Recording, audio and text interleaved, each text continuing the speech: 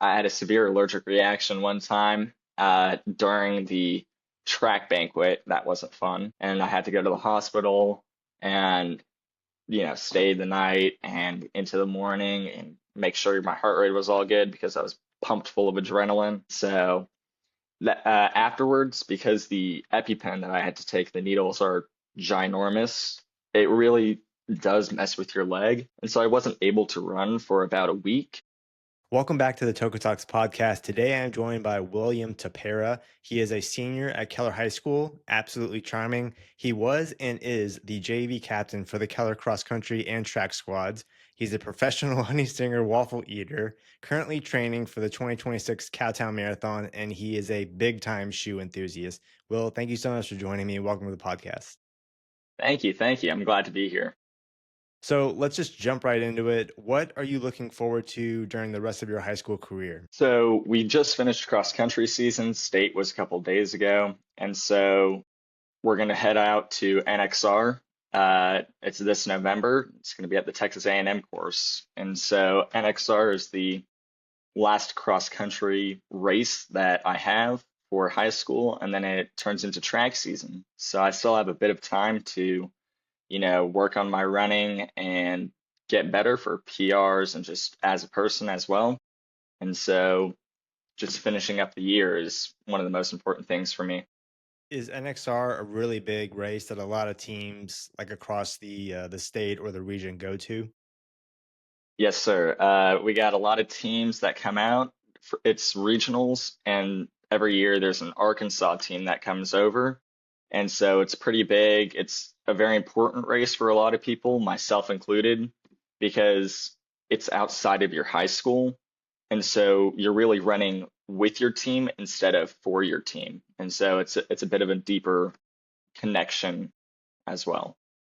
That's really cool. I never had the opportunity to go down there during my high school career, but it's been really cool to listen to the stories of kids who are getting the opportunity to go, whether it's on the varsity team or the JV team. I think it's just the experience itself definitely plays a role in like making it fun for everybody. Do you have any advice for anybody who's new to the sport of running, or if their training like is starting up right now for like the fall or even the spring season, as far as like any distance, whether it's 5K to the marathon? The best advice that I could give is get some sleep because that's going to be the most important thing for you. But also don't go all out because if you go all out right when you start, you're just going to get injured. And if you keep on running through that, it's going to get worse and worse. And so don't push past your limits too far. Obviously, push yourself, but never go too far to the point where you're starting to hurt. Is that something that you have learned firsthand? Because I feel like it's something that a lot of us as runners are in denial about when we get injured or when we feel like we're not getting any better, we're staying the same. Oh, 100%. For example, I have a bit of tendonitis right now in the back of my right knee, and I've had it for about a month, and it goes away and just comes back immediately, one after the next. And so it's really hard to train when it just keeps on going up and down. It influxes. And so it's really, really easy to push past your limit because sometimes it doesn't register in your head. And so every single runner, if someone says they haven't done that before, it's a total lie because you have at one point. But it is a good little setback and it's a way to learn. So Do you feel like injury prevention, stretching, hydrating, getting enough sleep, all that plays a role in progressing in the sport of running? 100%, because if you aren't going to stretch or you're not going to take care of your body in terms of nutrition, hydration, sleep, if you're doing 100% and let's say sleep, you have the perfect sleep and hydration, you have the perfect hydration, but you're not the best at just, you know, eating and getting your nutrition up, all all your work, it's not going to fulfill to what you want. It's never going to be to what you are trying to achieve. And so, you have to get it on the whole spectrum instead of just focusing on a couple. because if you don't, you're not going to see the results you want to see. What made you want to start training for the marathon distance? Because when I was in high school, which was a long time ago now, I did a half marathon for the first time. But the marathon is a whole nother level. And being only 17 years old, your body's still growing, you're still developing. What enticed you on wanting to take on the marathon distance at such a young age? Well, like you said, I'm 17, so I'm still growing and whatnot. And so getting a head start in the marathon is my goal right now. But you mentioned that you ran a half marathon when you were around my age. I did one a couple months ago, and I was just so fulfilled because it's not something you go all out in, unless you're obviously trying to achieve a PR, but it's a whole lot more of a mental race than a physical race. And so the fulfillment you feel afterwards is top notch. And then whenever I did my half, I was satisfied. I was the happiest guy in the world for the next couple days. And that's only a half marathon. So imagine what a marathon would be, because you have so much more time to train and push yourself. So it'd be even more satisfying and fulfilling to complete. What made you choose Cowtown? Obviously, in North Texas, the Cowtown Marathon, the whole weekend is huge. A lot of people come out and support the runners. What made you choose that race in particular? Well, I was originally going to do the Dallas Marathon, but unfortunately I'm out of town. And so the next biggest one that I set my eyes on is Cowtown. And then the more I researched about it, the more I found that was a more fitting marathon for me, because it is a bit of a harder course because it's a lot hillier and a bit more humid because you're later on in the year. And so I still like to have a challenge because I don't just want to run a marathon to run a marathon. I want to push myself and continue to run marathons and get better times and whatnot. And so Cowtown is one of those perfect fits of where I could still train for the marathon while running the actual marathon. One of the questions I always ask people when they're attempting at doing the marathon for the very first time is not what is your goal time wise, because just completing it is a huge achievement in and of itself. Do you have a goal in mind for the Cowtown Marathon in 2026 that you personally would be elated about achieving? Well, time is one of the ones, but it is one of the first marathons the goal I want to have is to feel good enough to push myself the entire distance. Because if I push myself for the half marathon and just ease it over the next 13 miles, that won't fulfill me. I want to be able to feel the pain and push past the pain on every single mile marker instead of going out fast and hard and then slowing it down. Is pace important in running? It may be obvious to some, but I feel like learning to pace yourself during a long event like a half marathon, marathon, or even an ultra marathon is crucial to success. Do you agree with that? Absolutely. Even in my easy runs and my recovery runs, pace is the most important thing, aside from obviously how you feel. But in terms of pacing, because in high school races, you're running a 5K. And so pacing is a lot faster and it's also a lot shorter. It's a lot easier to do. But that's a 5K, 3.1 miles compared to a marathon, which is 26.2. And so when you get to the higher mileage races like a half marathon, a full marathon, pacing is one of the most important things because you may feel like, oh, I'm doing really, really good and I'm, continuing to keep up the pace, but you still have 20 miles to go. That pace might just turn around and punch you in the gut. It's not, it, I think it's one of the hardest things to kind of control, especially when you're doing the longer distances like a marathon, because you have enough energy to push more.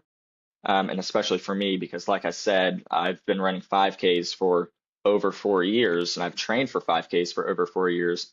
And so I've just learned to go all out and just push, push, push. But now with a marathon, I kind of have to hold it back and regulate it a lot more. And so I feel like that's a lot harder to do than some other running aspects.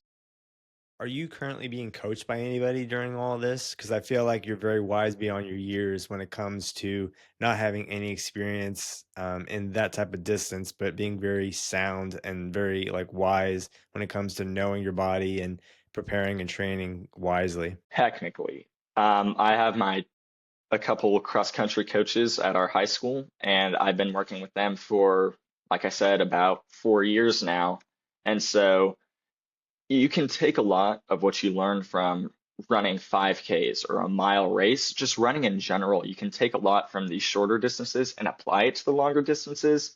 Some aspects might need a bit of tweaking, like the pace and the nutrition, but I do have coaches that help me out, and with training programs, I would ask them for help. I've asked people online for help that have been running marathons for years and years and years. And so that really allows me to have a broad spectrum and pick and choose some aspects that are a bit appealing to me, um, and kind of use that and tweak it every now and then to fit a true running schedule. Now let's switch subjects for a second. You are a shoe enthusiast, which before we went live, you showed me your shoe collection. Would you mind just showing the viewers a lot of the shoes that you have currently in your room? Of course, of course. So we're going to start out with this little pile we have there for the video, and then we walk over here, and we have a couple more up there on display. And Now, would there's you more in say my is it a passion or an obsession? both. There's more in my car, and so I Okay, would say more of an English obsession. it's a healthy one though, right? It's definitely not a bad one. Absolutely, except for my bank account. There you go. For footwear, though, like because we both work at Bear Creek Running Company, which shout out to the Murphys and the entire team with helping people and they're getting it in the right shoes for whatever they're training for or doing in life. Do you feel like you personally, with training and running more on your feet, like rotating your shoes and getting the right type of shoe is crucial for your success in the marathon? 100%. And like you said, with working with other people for to get them the perfect shoe, I've also learned a lot for me as well, because I used to exclusively only run for with Nike shoes, which aren't bad at all. But it really limited me to my choices and my training as well. But now that I've been able to work at Bear Creek Running and see what other people are going through or what they need, I've been able to apply that to myself as well and broaden my horizon or my scope of inference for running shoes. Where did that enthusiasm, that passion for running shoes come from? Because we've talked about it a little bit behind the scenes. Like you eventually, want to go to college and you want to get in with the production design for a big brand.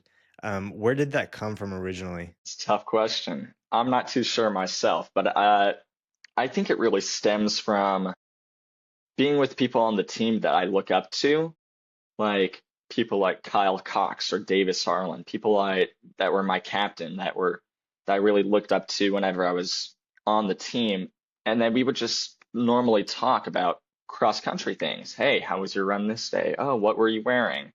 And it kind of stemmed off from that, and I started paying more attention to shoes. I started learning about them. So, oh, this does matter more than I thought it did, because I used to run in Air Force Ones whenever I first joined, my middle school track team, and that wasn't the greatest idea. And so I got my first pair of running shoes. This made such a big difference. And so I started paying more attention to it. And I think that's just branched off and kind of grown on its own into what it is nowadays. Does that same passion and like drive to want to learn more about the shoe world come also with the nutrition world? Because nutrition, as you said earlier, definitely plays a huge role in your development as a runner.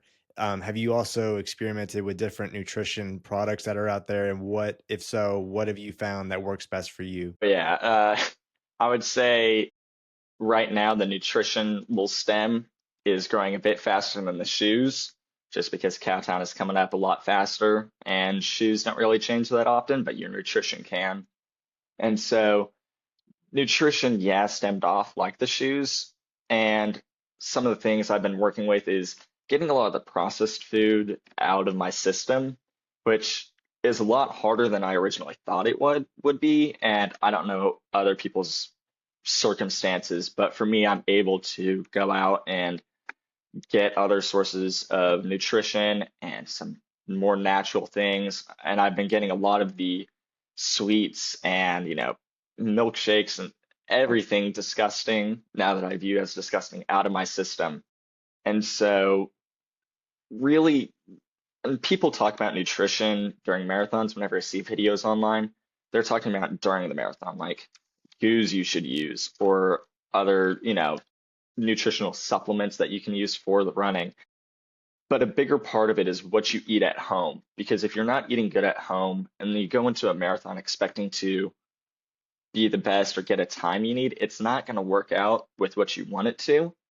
And so I'm trying to experiment, like I said, with a lot of healthier foods and try to flush out all the chemicals in my system.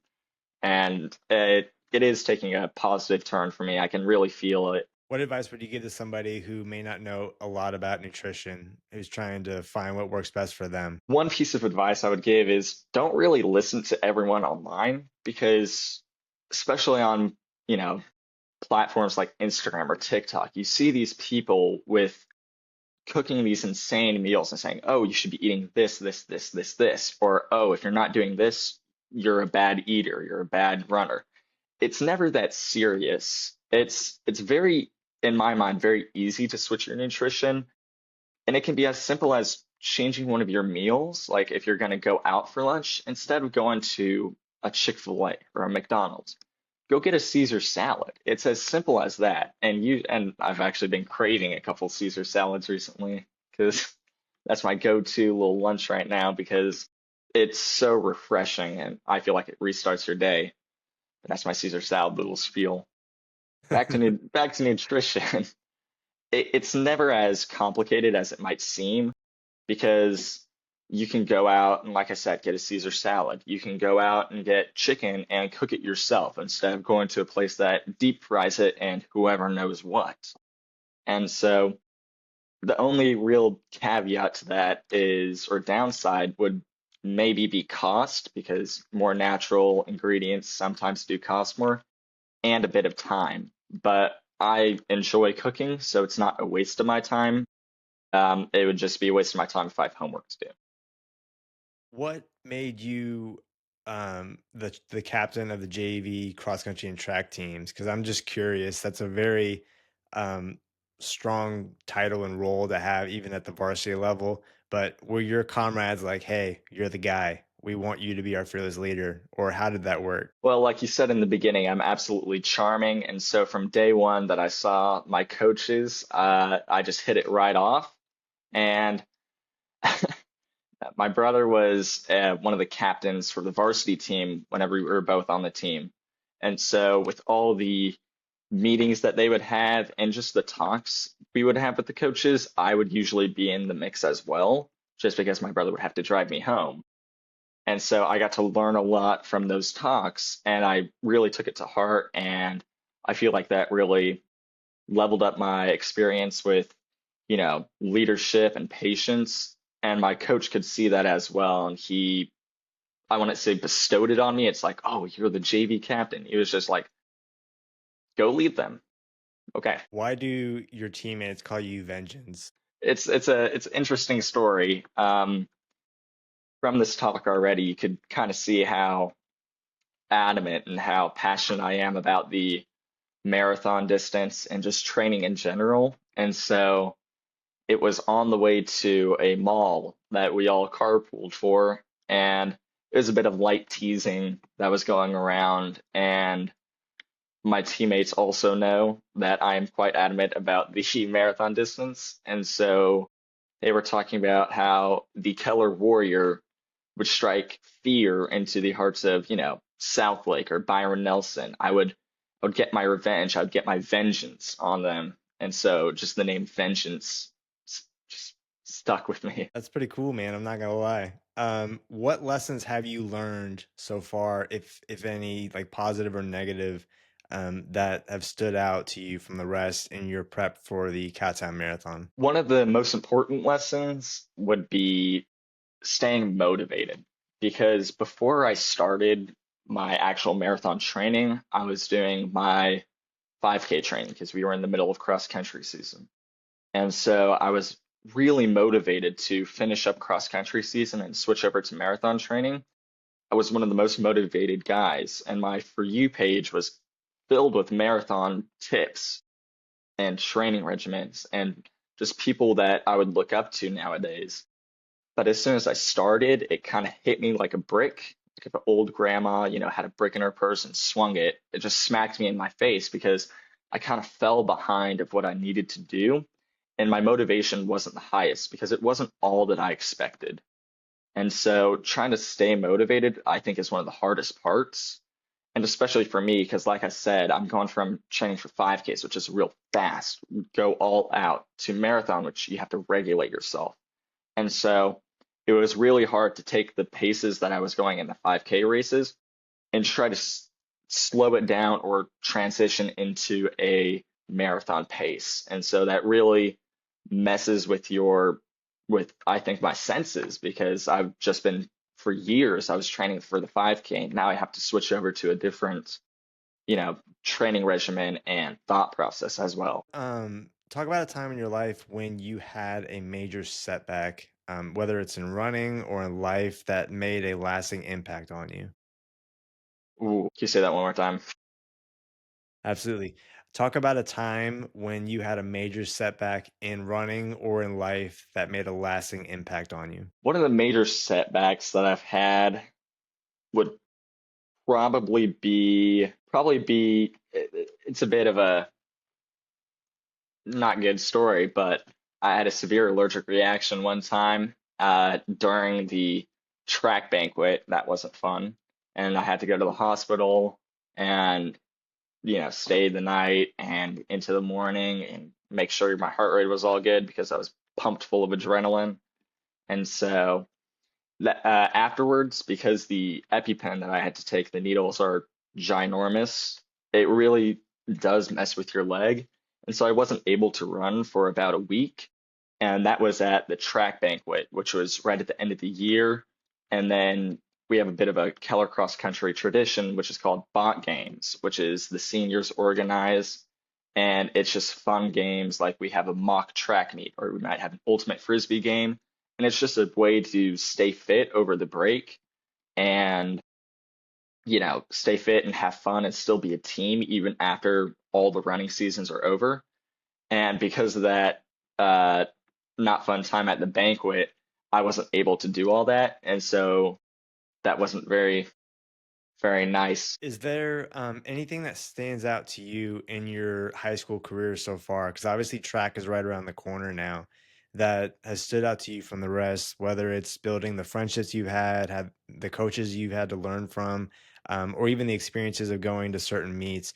Are there any that have really shaped you into the runner that you are today? Absolutely. Like all of what you said, basically, in my years in high school, the people that I've grown to be friends with, my brothers now, my brother from another mother.